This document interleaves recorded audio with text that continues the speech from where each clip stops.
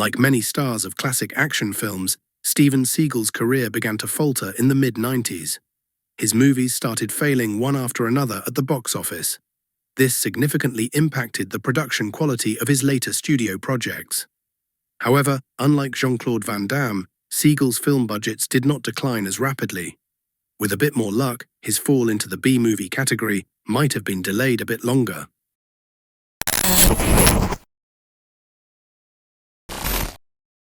Warner Bros., with which Seagal had a multi-film contract, began to heavily alter their planned projects starring him due to the declining audience interest.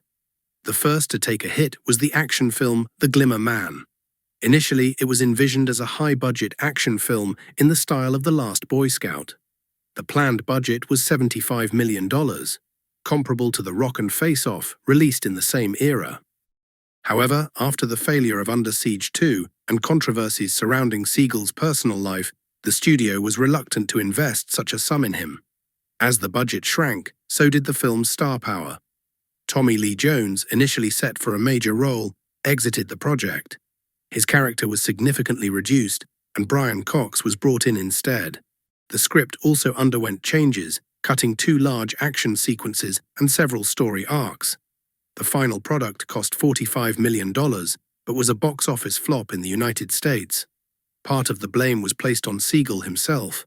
Reports indicated that he frequently arrived late to the set, forcing the production team to make on-the-fly adjustments to the already revised script.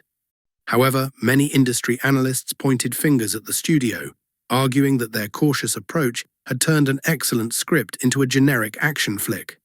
Keenan Ivory Wayans, who played a significant role in The Glimmer Man, often expressed his dissatisfaction with the final product. He stated that the movie released in theaters was not the one he had signed on for. His anger, however, was mostly directed at Seagal, whose chronic tardiness forced him and the director to shoot improvised scenes to avoid delays. After The Glimmer Man came Fire Down Below, Seagal's last movie with a substantial budget. Interestingly, it was initially a Bruce Willis project, but due to a conflict with Disney, Willis had to prioritize Armageddon, leaving Fire Down Below. With Willis out, Warner Bros. Brought in Seagal. Remembering their mistakes from The Glimmer Man, the studio decided not to cut the budget for Fire Down Below. The only major adjustment made was the protagonist's skills. While Willis's character relied on guns and sarcasm, Seagal's character focused on breaking arms and delivering powerful nose punches. Scenes originally written for Willis's humor were reworked into moments where Seagal would resolve matters with a direct blow to the head. It was decided to spend $60 million on the project. Adjusted for inflation, that would be equivalent to a $100 million action movie today.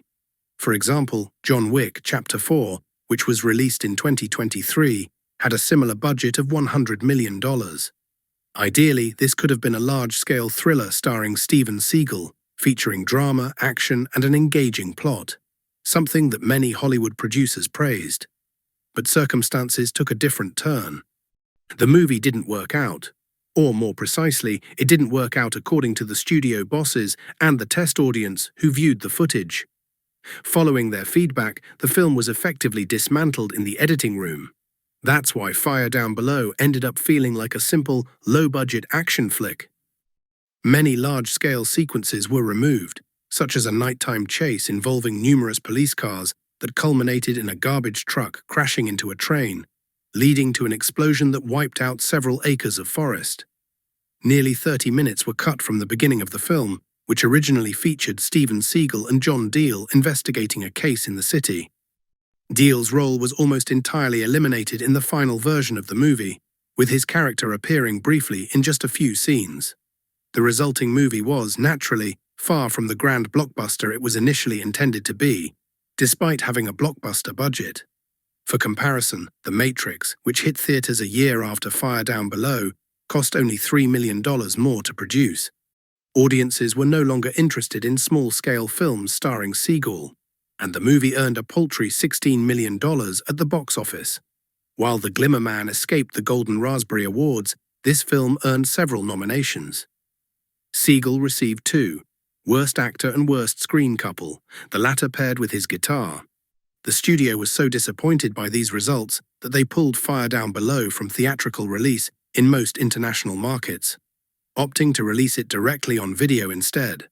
Warner Brothers quickly moved to sever their contract with Seagal. Under the original agreement, the studio was supposed to release 3 more films with the actor, but both parties settled on producing just one more. That film was Exit Wounds. Thank you for your attention.